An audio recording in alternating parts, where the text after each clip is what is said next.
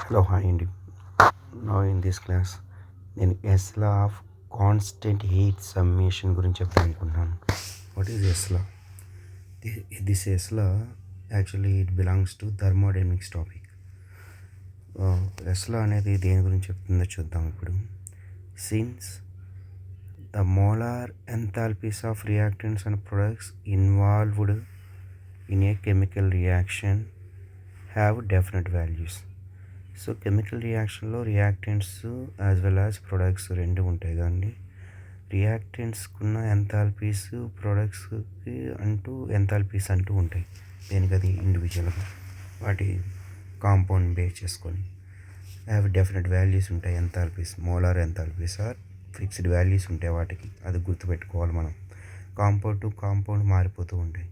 So it is obvious that the enthalpy change of the reaction అన్నప్పుడు reactants నుంచి ప్రొడక్ట్స్గా change అయ్యేటప్పుడు మరి మొత్తం కెమికల్ రియాక్షన్కి ఎంథాల్పీ చేంజ్ ఎంత ఉంటుందనేది ఫైండ్ అవుట్ చేస్తే అది కూడా ఒక ఫిక్స్డ్ వాల్యూ ఉంటుంది, డెఫినెట్ వాల్యూ ఉంటుంది.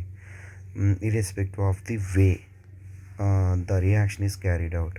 అంటే రియాక్షన్ అనేది వన్ స్టెప్లో జరగవచ్చు, మల్టీ స్టెప్స్లో అయినా జరగవచ్చు. సింగిల్ స్టెప్లో జరిగినప్పుడు ఎంతైతే ఎంథాల్పీ చేంజ్ ఉంటుందో పర్టికులర్ రియాక్షన్కి, అదే రియాక్షన్ మల్టీ స్టెప్స్లో జరిగినప్పుడు కూడా ఎంథాల్పీ చేంజ్ సేమ్ ఉంటుంది అనేది Hess law. So thus if we transform specified set of reactants to a specified set of products, కొన్ని సెట్ ఆఫ్ రియాక్టెంట్స్ని సెట్ ఆఫ్ ప్రొడక్ట్స్గా ట్రాన్స్ఫార్మ్ జరిగేటప్పుడు రియాక్షన్లో by more than one sequence of reactions అన్నాడు. More than one స్టెప్స్లో the total enthalpy change must be the same for every sequence.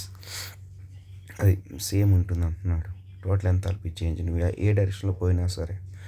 This rule was given by the Russian chemist Germain Henri Hess in 1840లోనే చెప్పాడు ఈయన. And is known after his name as Hess law. This rule is a consequence of the first law of thermodynamics. The first law of thermodynamics consequence. So and can be stated as, this is the statement, Esla statement, exact statement. The heat absorbed or evolved in a given chemical reaction is the same whether the process occurs in one step or several steps. This is the Esla statement. Esla can also be verified experimentally with the help of the following examples. First, formation of carbon dioxide from carbon. Carbon నుంచి carbon dioxide form చేయాలంటే carbon తీసుకొని దాన్ని O2తో combustion చేస్తే CO2 gas formation జరుగుతుంది. So అట్లా C+O2 gives rise to CO2 ఫార్మేషన్లో అక్కడ ΔH change in enthalpy of that reaction is equal to -94.0 kcal. ఇది direct method CO2ని prepare చేయడం CE నుంచి. ఇదే రియాక్షన్ని వేరే స్టెప్స్లో సెకండ్ మెథడ్లో చూద్దాం.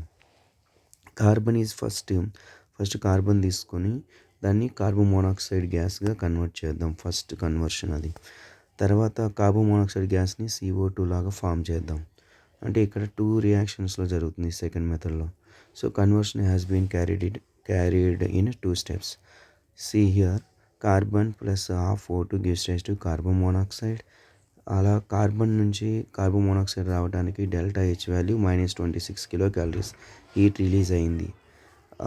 సెకండ్ ఫామ్ అయిన CO గ్యాస్ని మళ్ళీ హాఫ్ O2తో రియాక్షన్ చేస్తే CO2 గ్యాస్ ఫామ్ అయింది కదా. ఇక ΔH వాల్యూ -68.0 kcal. సో టోటల్గా ఈ సెకండ్ మెథడ్లో ఈ 2 స్టెప్స్లో ఇన్వాల్వ్ అయింది.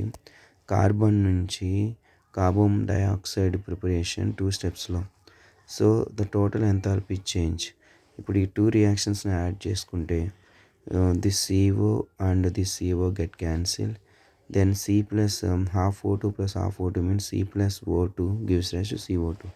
So final here the total enthalpy change from C solid to CO2 gas is equal to -94.0 kcal. So ఇక్కడ 2 స్టెప్స్లో జరిగింది సెకండ్ మెథడ్లో. ఈ ఫస్ట్ మెథడ్లో డైరెక్ట్ స్టెప్లో జరిగింది.